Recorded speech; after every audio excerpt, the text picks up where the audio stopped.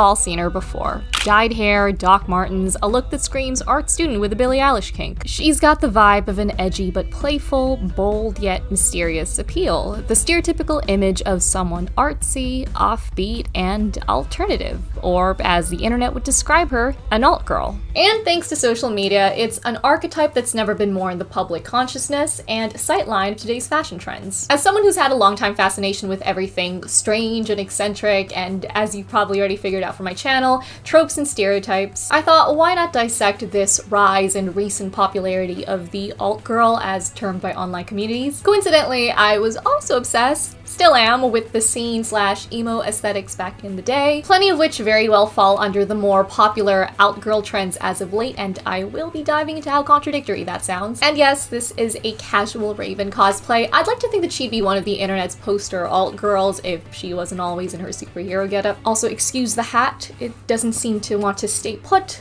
on my head. So first things first, what exactly does it mean to be labeled alternative?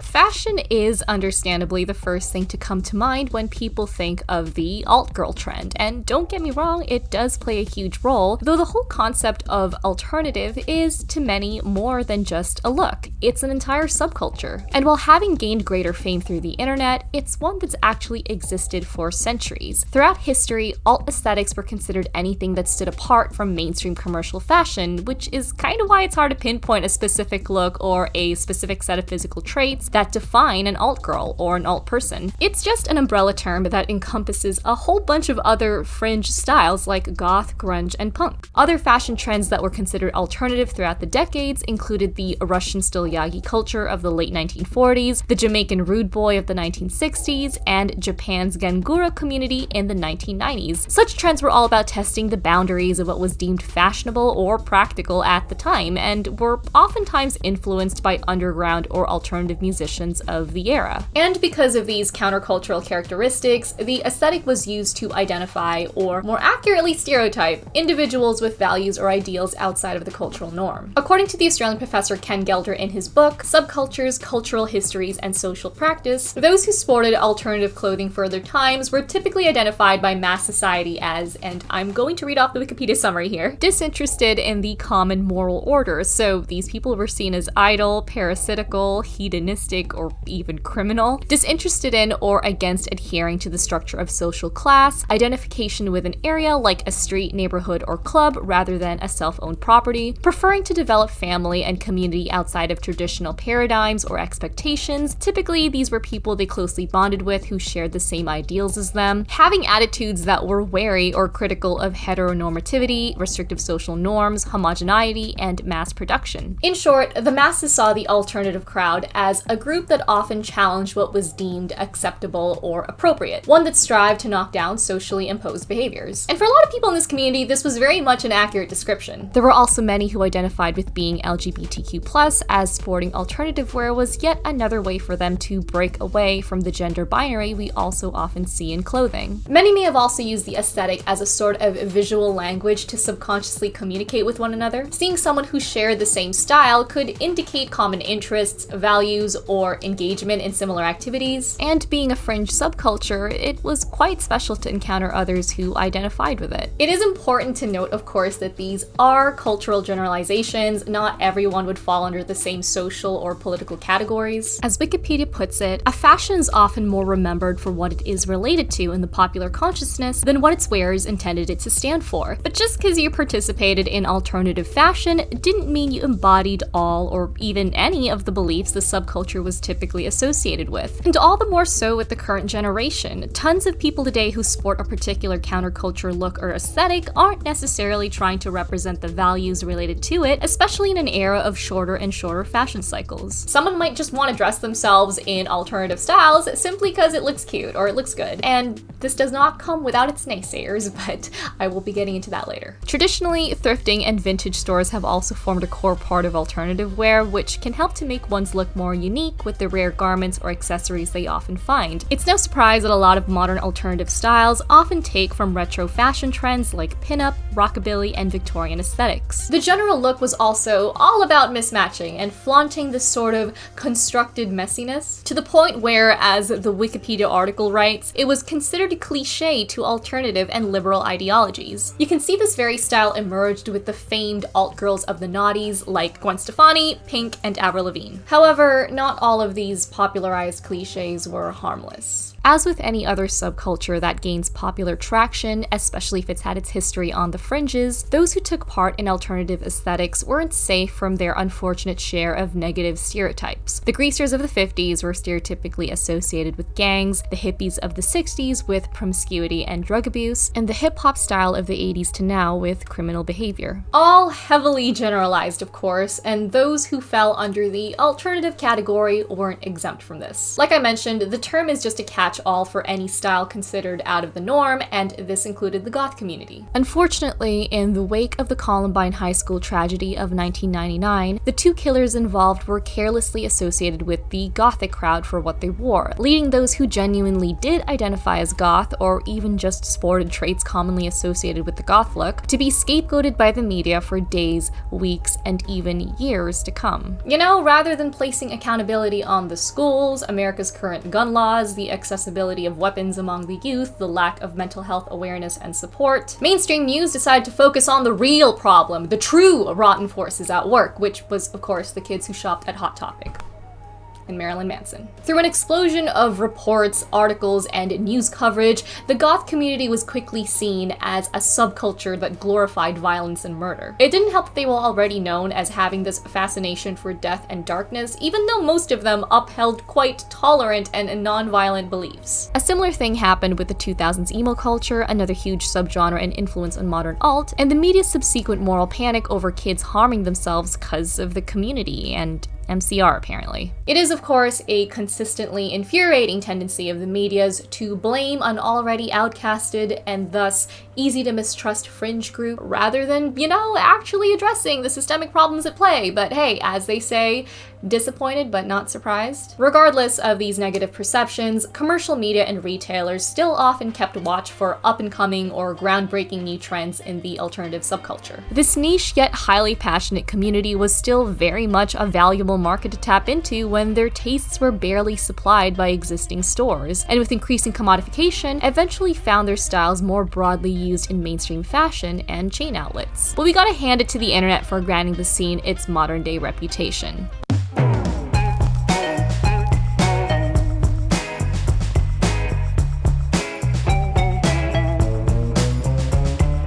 The alt-girl surge into BuzzFeed article-level fame can be linked to the greatest piece of tech to grace this dying green earth: TikTok. The alt-girl style, as we most popularly know it, exploded onto the platform in the late 2010s, even establishing its very own section on the app through the hashtag #AltTikTok, a community that continues to gain exponential popularity through daily viral videos. Such content includes outfit challenges, get ready with me's, fashion inspos, memes, and just fun, silly videos in general. So far, the hashtag has amassed over 16 billion views as of August 2022, and depending on when you're watching this video, it's a number that's likely to have grown since. Of course, you've got other hashtags that also rack up views in the millions, like hashtag alternative, alt fashion, and alt fashion haul. A running theme among the alt crowd is this shared experience of having been ostracized or made fun of for wearing what they did back in the day, trends that were once considered strange or subversive for their time, and it's interesting now how TikTok also subverts these once common perceptions by allowing those who subscribe to these looks to now freely express themselves on the app and garner thousands to millions of adoring views, likes, and followers from it. To give a more detailed breakdown of the aesthetic today, most popular alt or alt-girl looks are still typically defined by punk and gothic motifs, so you've got the studs, spikes, leather, fishnets, dark clothing and makeup, though now sometimes sprinkled in with sudden bursts of color, vibrantly dyed hairstyles, oversized shirts, and chunky boots and shoes. You also see a little bit of the Y2K look mixed in, though evolved to reflect the current age of social media and the internet with elements of anime, anime, K-pop, memes, and cosplay. In this way, current-day alternative styles also share a lot in common with the e-girl aesthetic of recent years, down to the hair and makeup, though you could argue that it may very well just be another subset of the style. Other noteworthy variations include soft alt, which involve more feminine, doll-like looks, fairy grunge that's characterized by more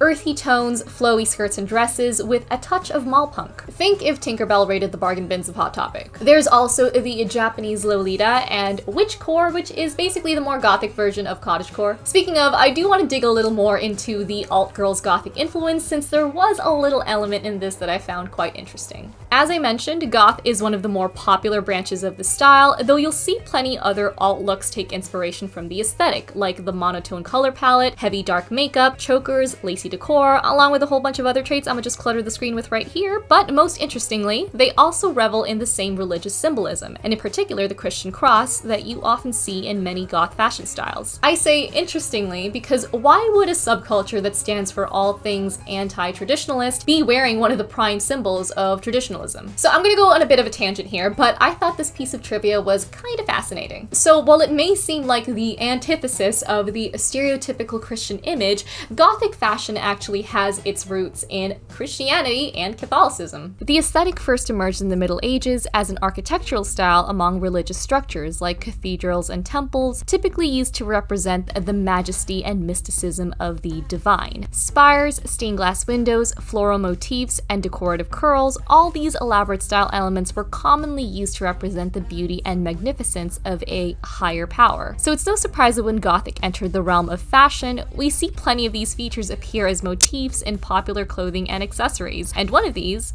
was the cross. Of course, it's important to note that for many modern goths, including those today, wearing the cross wasn't and isn't necessarily a symbol of faith. Their ideologies often center around finding beauty in the darker aspects of life, sprinkled in with bits of magic and mysticism. So it's very likely that the cross just became an accessorized symbol for their themes of tragedy, death, and loss. Pair this, of course, with the relatively recent aestheticization of Catholicism and what's generally considered trad or traditional. Think looks like the Catholic schoolgirl outfit, cottagecore, dark academia, outfits that embrace innocence, classic literature, and a domestic, humble life. You've also got brands like Praying and I Need God, with products that fit right in with your Sunday wardrobe. There isn't a one exclusive reason as to why the alt-trad, however contradictory, is now a thing, at least none I've managed to find, but this Vice think piece I stumbled upon has a theory. While historically, some alternative trendsetters had the tendency of turning minority cultures into clothing styles or accessories, in an era where we're now more socially aware of these things, they now glean their fashion inspiration from subcultures that have no overt ties to actual oppressed racial groups. As written in the article by Biz Sherbert, trendsetters began to avoid ripping off styles from people of color lest they end up framed in shame on dyed Prada, and new reservoirs of the unproblematic exotic were scouted out and added to the alt lexicon. Their pursuit of otherness now took place within the strict limits of familiar, quaint horizons. Of course, it's not like glorifying traditionalism and the good old days doesn't come with its own set of obvious problems that is ironically antithetical to what alt stands for. However, it is also possible that wearing alt-trad fashion elements is done as a rejection of conservatism. For example, goths and punks in the 70s and 80s used to wear rosary beads as a way of critiquing the puritanical values the culture placed upon them. We see these through the previously mentioned brands Praying and I Need God, where much of their styles carry a heavy dose of therapeutic irony. Though while I can say this for alt quasi-religious styles, I'm not sure the same applies to their more quaint branches of cottagecore and the like, aesthetics which have received criticism for their social implications, but that's a video for another time. Anyway, TikTok isn't the only social media platform to spotlight these girls, although they were probably the primary trendsetter. The modern-day alt-girl has also made plenty of waves across Pinterest, Twitter, and Instagram. And it's an archetype that not only revels in its eccentric fashion choices, but also gives off this vibe of spunky yet mysterious, quirky but sensual. A rare, not like the other girls,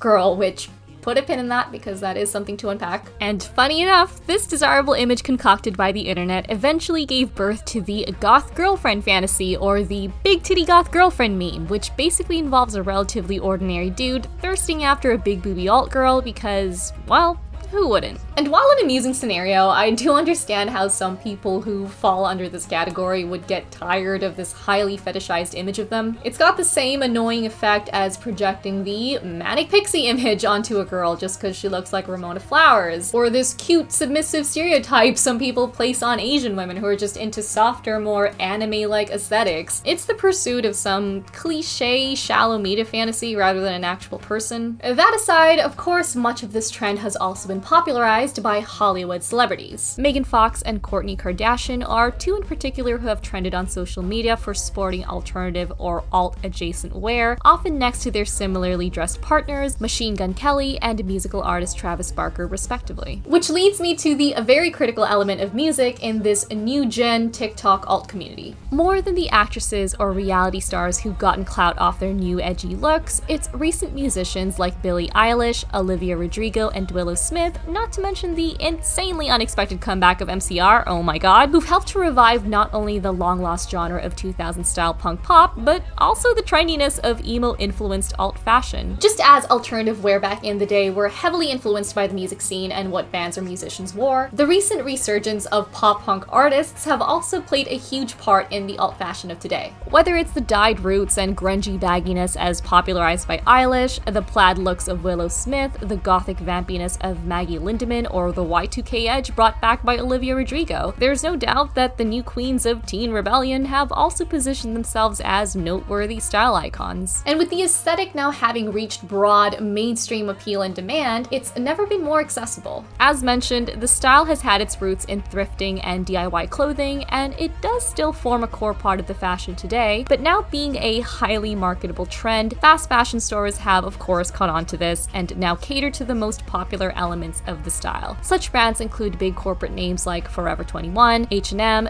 Dolls Kill, and Hot Topic, of course a far cry from when alternative fashion used to be exclusively located in boutique stores, typically in the more artistic or bohemian districts of urban centers. And though these small clothing stores still exist, they're very much overshadowed by these larger companies, which kind of takes away from the subculture's historical core values of sustainability and anti-mass production. Though it's worth noting that the alt crowd was never free of exploitation within the community itself. Like with the social media platforms of today, the alternative people of decades past had their own mediums of expression, whether through exclusive magazines, fashion shows, or events. And certain members of the community itself may attempt to bank on the subculture's next big trend or emerging fringe markets, who often have limited sources for clothing and accessories. Similar to how corporate brands today attempt to milk this niche community for mainstream profit. That said, it is kind of debatable whether the current day TikTok alt styles could even be considered alternative anymore given their widespread popularity. I mean, other than having the mass availability of these trends among multiple fast fashion brands, a lot of the musical artists I've mentioned that have helped popularize these aesthetics are also quite mainstream themselves. I mean, sure, Billie Eilish may physically embody the opposite of the stereotypical manufactured pop star, but she is also a multi-platinum 7-time Grammy Award winner, so I mean, she's not exactly underground. Neither is Olivia Rodrigo with her multiple accolades, or Willow Smith with her extensive musical and acting career and,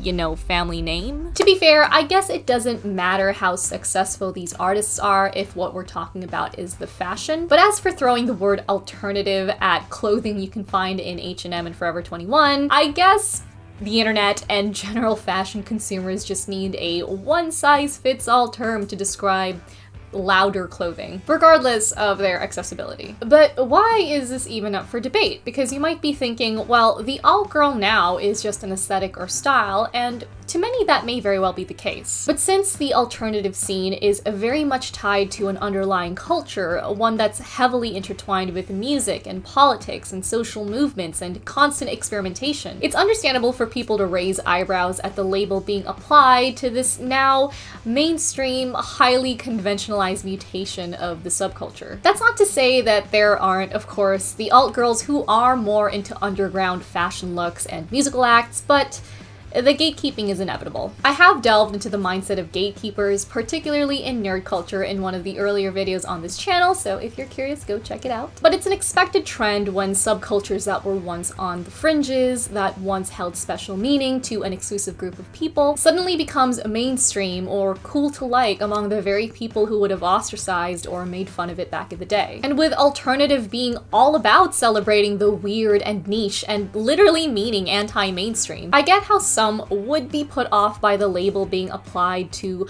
more popular or corporate trends, or to those who just simply appropriate the most popularized aspects of the subculture. To pull off of Wikipedia again for a sec, while some in the alternative community view this as flattering and as a positive expansion of what is socially acceptable and easily available fashion, others consider the involvement of mainstream institutions in alternative fashion as a desecration of what the concept stands for, and feel the mass marketing of previously underground styles, particularly to impressionable youth markets who are more concerned with the look than the meaning behind it, amounts to a non-violent form of cultural genocide. When a previously non-mainstream style becomes popular, the core group of a certain alternative niche may be watered down with dozens or even hundreds of individuals who are not genuinely invested in the advancement of alternative culture or its precepts of individuality, and present an image of the subculture not at all related to its traditional members' behaviors. So, aside from the intense word choice, it's understandable how those who uphold the cultural and political meanings of the subculture would rather not have it dwindled down to a fleeting TikTok fashion trend. Rave culture, for example, did go through a similar evolution in that a subculture primarily known among its community as one of individuality, creativity, self-expression, and racial and gender diversity was eventually commodified by fashion outlets and stereotyped by the media as a community that was all about drug use. These two combined eventually watered down the subculture, at least in the public eye, into an eccentric, brightly colored aesthetic with a glorified focus on the substances associated with it. In the case of alt fashion, I do think it's fair to be critical of the involvement of fast fashion outlets in the alternative scene, because, there is of course the obvious, clothing from this subculture traditionally came from independent stores and artists, and the role of mass production, with all its exploitation and lack of ethics, is the polar opposite of that. Then there's also the issue of these mainstream institutions stealing from smaller independent artists in the alternative scene and selling these products for cheaper, both in price and quality. Although it is worth noting that luxury brands aren't exempt from doing this kind of shit too. So is it a bad thing that certain alt trends are popular on TikTok? Well, no, not in and of itself. What is a problem is these fashion outlets cashing in on the popularity in these unethical ways. Issues that, unfortunately, are ongoing and widespread among most mainstream and accessible brands. So with that said, I am not about to go all holier than thou and condemn anybody who consumes fast fashion because, well, one, that would be hypocritical of me. And secondly, because being able to purchase high quality, sustainable, and ethically made clothing is a privilege, and I don't think those who have no choice but to opt for more affordable and accessible clothing options are the root problem. In a perfect world, independent artists and retailers would garner the traction and exposure they deserve, sustainable and ethically made clothing would be a lot more affordable and accessible, and corporations wouldn't be stealing from the little guys, but it is an incredibly complex and increasingly challenging system to overcome, both on a macro and at an individual level, if you're used to this just being the way things are. It's a whole other can of worms that other video essays have broken down way more articulately than I could right now. I do recommend these video essays by Broe Deschanel, Mina Lay, and Salem Tovar for a better analysis on the topic. However, because of retail stores popularizing certain elements of the style, there are tendencies in the community to draw arbitrary lines between what real and fake alt looks like. And while sure, there could be reasonable arguments to be made on whether certain commercial styles can be labeled as truly alternative anymore, some of this can enter the realm of pettiness. Like, does it really matter if someone's alt style is more girly than yours, or if they aren't wearing the OG version of a certain style? Wearing fishnets does not make you alternative. You coloring your hair does not make you alternative. Wearing platform shoes doesn't make you alternative. Tattoos and piercings doesn't make you alternative. Fashion styles tend to change and grow as time passes, so I think it's important to note that there are likely going to be subsets of the alt aesthetic that are different or garner more popularity than those before. Plus, it's a lost cause arguing over the trivialities, cause with alternative being a broad term, what's alt to you may not be alt to others. But even so, with the encroachment of fast fashion trends aside, there's also the gatekeeping of social cred, of whether you've suffered enough for these fringe tastes before they got popular. This is a tricky area because while I do sympathize with those who may have gotten bullied for these trends back in the day, why become the bullies yourselves now that they're popular? Trends evolve, people change, and new tastes develop, and keeping people from exploring a new subculture or aesthetic will only mar whatever positive impressions they may have had of it in the first place. And for a community already known for staying on the sidelines, why would you want that? Lastly, there's the aspect of music, what many would consider the backbone of alternative fashion trends. And if you've been on the internet long enough, you know that it's basically now a meme to quiz a girl on whether she actually listens to the alternative or rock or punk or grunge bands she wears on her shirts. Like somehow you can judge her music taste based on her looks alone. It's the same flimsy style of gatekeeping with nerd culture and fake geek girls where you can somehow determine a lady's pop cultural credibility or whether they truly are a nerd based on appearance somehow. And similarly to nerd culture, it's interesting how these same levels of petty criticism, mockery, or gatekeeping aren't really levied as much at alt boys. And the jabs come from both camps. Women definitely aren't exempt from this. Like 90% of the content I see online of alt girls gatekeeping others in the community are primarily directed towards other girls. And don't get me wrong, I definitely don't want the guys to be criticized or mocked in the same way at all, just pointing out a double standard I noticed. And just based on my anecdotal experience and popular internet opinions, I do notice that female participants in alternative communities are more popularly assumed to have a vapid or shallow understanding of the culture. But along with cultural cred, there is also the probably more subconscious gatekeeping of physical looks that I'll be diving into in a sec. For now, let's discuss everyone's favorite saying.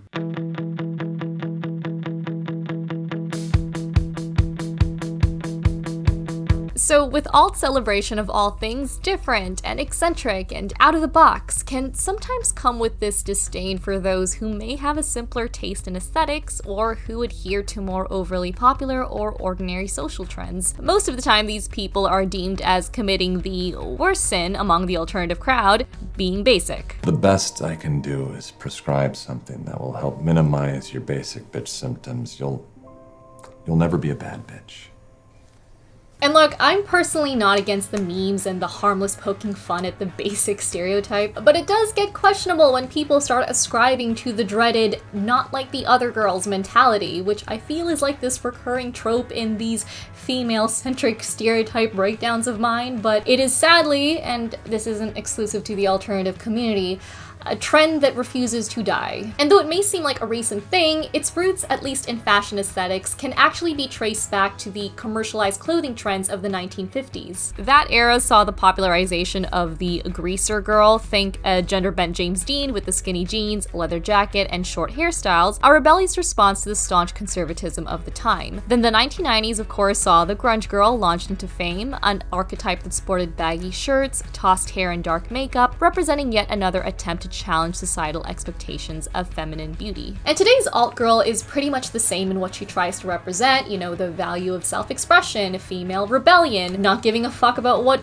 popular opinion has to say about her appearance. But when the popular opinion starts to pin these girls against other women with probably less eccentric ways of self-expression, it not only encourages this unnecessary catty competitiveness between girls, but also leads to superiority complexes we can do away with. We've seen this very thing represented in a ton of popular media, particularly those in the 2000s and earlier. The alt girl archetype is usually placed in stark contrast to the vapid popular girl who sports the latest fashion trends, though is often touted as being edgier, having more substance, and is overall the more exciting and interesting female alternative. When in reality, people who look like this can have these personality traits too. We also saw the media attempting to push this trend among actual musical artists with Avril Lavigne and Britney Spears back in the day. Avril, known for her rebellious fashion style and pop rock hits, was labeled by the press as the anti-Britney in an attempt to paint the latter as vapid or fake in comparison. And while Avril actually did blurt out some pretty unsavory things about the pop star in certain interviews. There's this whole thing going on the internet that you hate Britney Spears, and let me read this quote, and if you want, you can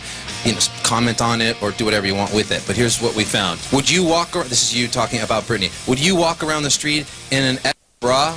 She's not being herself up there because she's dancing like a hoe. Is she a hoe? She says she's a virgin. It's just not clicking. End quote. Avril Lavigne on Britney Spears. I don't know. What's the deal? I mean, I feel like the press kind of like to stick words in artists' mouths and kind of exaggerate on things. I mean, like I said, I'm different from her, and did you say that she dances like a... No! She eventually did express her distaste in this manufactured food, stating in a 2003 interview, "I'm not made up and I'm not being told what to say and how to act, so they have to call me the anti-Britney, which I'm not." I think that's very rude and very mean. I think it's a dumb game. It's just the media putting up those labels. Despite her earlier comments against the pop star, it was nice to see her ultimately condemn these sentiments, especially in an era where the not like the other girls trope was still very much all the rage in music. And while yeah, this mindset was much more prevalent in previous decades, it still hasn't completely gone away, and sadly you still see quite a bit of it in alternative communities, which is probably why there's been this recent trend of anti-alt girl sentiments on TikTok. Oh my god, she's wearing a spray crop top and high-waisted denim shorts. Can't relate. That was me like a month ago. No, it wasn't. I've always been like this person inside. It is ironic because the alt style as the internet knows it today is actually quite popular in and of itself. Like I mentioned, celebrities are wearing it, some aesthetics are commercialized across fast fashion stores, and the billions of TikTok views speak for themselves. Plus, again, a lot of the musicians who have popularized this style are chart toppers, so who's to say that this trend also isn't basic to some extent, which some TikTokers do point out. Probably gonna get flamed in the comments for that, but oh well. As written by Laura Luna in her article for UCSB's The Bottom Line, what basic seems to imply is some ordinariness, or perhaps something relatively uncontroversial. But given its vague parameters, basic may just describe women who do not see external expression as their primary method of self-identification, making its scope incredibly broad. Alternative subcultures, and this includes goth, indie, emo, cosplay, what have you, they're all about self-expression, about showcasing yourself in your truest form. But it is disappointing when some people in these communities don't apply these same principles to those who just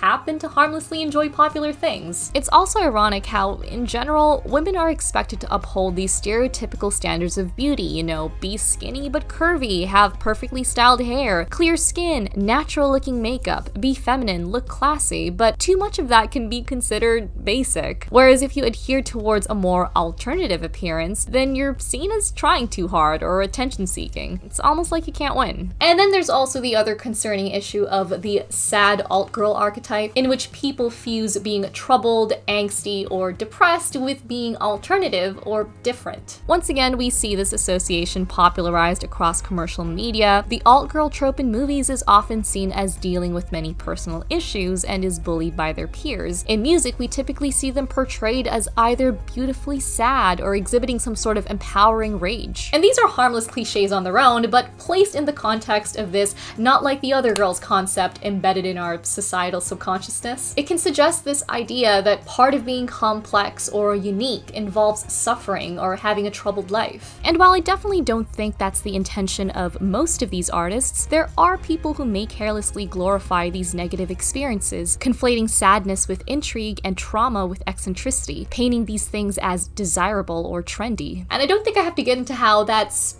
not exactly a good thing. And this brings us back to how the commercial aestheticization of certain subcultures, like the alternative community, can trivialize the issues that made it what it was to begin with. Feeling alone or marginalized is not fun or fashionable for those in the alt crowd who truly did face these hurdles, like social movements these shouldn't form part of a fun aesthetic, and definitely shouldn't be used to position yourself as superior to other girls. Fortunately, recent years have seen online trends and memes subverting this "not like the other girls" cliche, with some alt girls on TikTok even calling out their past selves for once having an individuality complex. It even became a trend on TikTok to celebrate the popular hobbies or interests that most women have in common with each other, whether it's to proudly showcase their love of basic things or to embrace how they're just like the other girls in some respects, be it interests or fashion styles or even personality traits. And you know, what's so wrong about that? As someone who fell trap into the whole "not like the other girls" mindset in my younger years and thankfully matured out of it, it was nice to just finally accept the things that I was into without giving a second thought as to whether it was too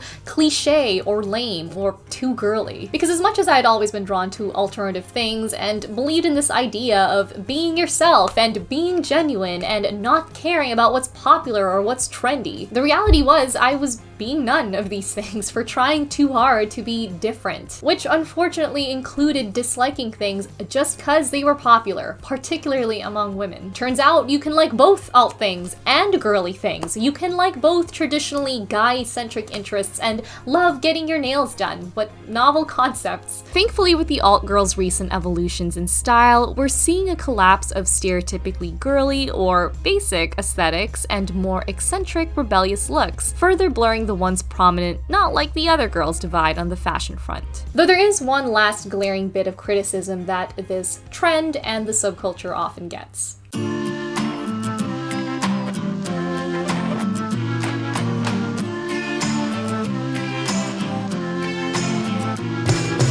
Probably the most ironic aspect of the modern alt-girl is that for a subculture that prides in being different, out of the norm, transgressive, progressive, the most popularly represented people of the community often fall under a single set of rigid beauty standards. That being typically skinny, Caucasian, or fair-skinned. Not saying that there aren't any girls in today's alternative crowd who don't fit this image, it's just that the most glorified images of people in the community are slight variations of this type of person. To be fair, in contrast to a lot of other fashion-related styles and communities, the alt subculture of today is still much more of a melting pot of those who are underrepresented, who do break cultural norms and pride in their eccentricities. But even for a crowd that supposedly champions these things, it's still, you know, like all trends really, very much beholden to society's modern-day beauty standards. Which can suck for the people who think they found a community where they can just wholly be themselves in, where they're free to be just as unconventional as they want to be, only to find out that its standards for physical appearance are, in fact, just as conventional as the others. Metalhead TikToker The Soulful Veganista shares with Refinery29, "I used to perm my hair so it could be bone straight and gothic. I used to want to do corpse paint, a style of black and white makeup popularized by black metal bands, but didn't know how since I'm brown-skinned. The mainstream obsession with Eurocentric features in general made me feel ugly or undesirable." And in her article for The Galdem titled "My Chemical Relaxer, What It's Like to Grow Up Black and Emo," freelance writer Janessa Williams writes, "Limp, chemical fried layers hanging over one eye, I angled my face to display my more prominent European features. This was as close as I was ever going to get to being my vision of an emo queen, but all at the expense of my true self." The sad truth of today is while we have made strides in our media representations of beauty, the typical fair-skinned, thin-bodied, Eurocentric standards of beauty are still pretty deeply rooted in our collective bias. And sadly, even in the alternative crowd, it's no different. So those who identify with the community and feel like it too is their form of self-expression are likely to feel pressure to ascribe to these idolized beauty goals, lest they be labeled unattractive or posers. And the problem is, obviously not all of us are born Caucasian or fair-skinned or have perfectly toned Coca-Cola bodies. Not to mention a whole lot of other physical features that we can't just swap or change around like accessories, you know, cosplay excluded. So it opens up a whole can of self-image or self-esteem issues, again, ironic for a supposed safe space for unconventional beauty. It is also quite ironic how BIPOC people are typically underrepresented in this crowd, considering they've been founders of alternative communities throughout history. I mean, rock and roll can be traced back to African-American musicians back in the day. What are considered alt beauty aesthetics like stretched ears or face jewelry can be linked back to old African or Asian cultural trends. In spite of all this, in recent years the community has fortunately seen a huge wave of creators from various cultural backgrounds, races, and body types, allowing the scene to stick a little more true to its supposed ideals and principles of counterculturalism. On TikTok, arguably the birthplace of the alt-girl, you've now got hashtags spotlighting the Asian, Black, and Hispanic members of the community, plenty of which amass views in the millions. You've got plus-size creators like Pizza Queen Sam, Kylo Bryn, and Scene Baby who kill it with the hair and clothing inspos, trans and genderqueer influencers and celebrities like Aaron Phillip, Chelsea Bowl, and of course, Euphoria's very own Hunter Schafer who proudly brandish their attention-commanding style choices to audiences of thousands, even millions. Not to mention the many alternative brands now on the scene launched by Black creators like Glam Goth Beauty, Sinister Sisters, and Wicked Land Jewelry, and the increasing number of outlets catering to larger sizes. All this offers members of the scene actual alternatives to the long-standing beauty standards and cultural expectations we're also used to. I still don't think the community and its fashion trends are ultimate paragons of the cultural fringes, and sadly, I think we'll have a continually growing divide between what mainstream alt looks like and those who still identify with the scene, yet feel like they don't quite fit in with the former. But a broadening spotlight on different kinds of women and men is a nice way to further uphold what this subculture's always been about. And it can feel especially empowering for these people since they're breaking both the norms of what's expected of their traditional sociocultural aesthetics and the unspoken, arbitrary standards of an alternative community ironically now gone mainstream. So that wraps up my little dissection of the alt-girl archetype floating around online. Take a shot every time I did this throughout the video, and every time I had to adjust my hat. As someone who enjoys the fashion and music associated with the subculture, the rich history and cultural ties behind the meme made this one of the more fascinating topics to research on. Of course, I'm keen to hearing your guys' thoughts on the stereotype and experiences with the alt scene in the comments below, especially if you identify with it yourself. In particular, what are your opinions on supposedly underground socio-political communities entering the mainstream or being turned into an aesthetic? As always, if you enjoy pop culture related video essays like this one, feel free to check out more of the channel. I did cover a similar-ish topic on 2000s emo culture, which I'll be linking to at the end of this video, so if you enjoyed this one, you might enjoy that one too. And maybe even consider subscribing and hitting that notification bell to keep up to date on my latest videos. I went on a holiday recently, so I'm sorry this one took a little longer than usual to put up. Though to be real for a sec, I'm kinda glad I took the break since that dreaded YouTube burnout that people warn you about kinda maybe caught up with me, but anyway, I'm back at it. Got a whole bunch more video and topic ideas to come out in the coming months that I'm excited about, so watch out for those. Anyway, I think I rambled on long enough and the sun is starting to set. So thanks for sticking with me guys throughout this video, and I'll see you in the next one.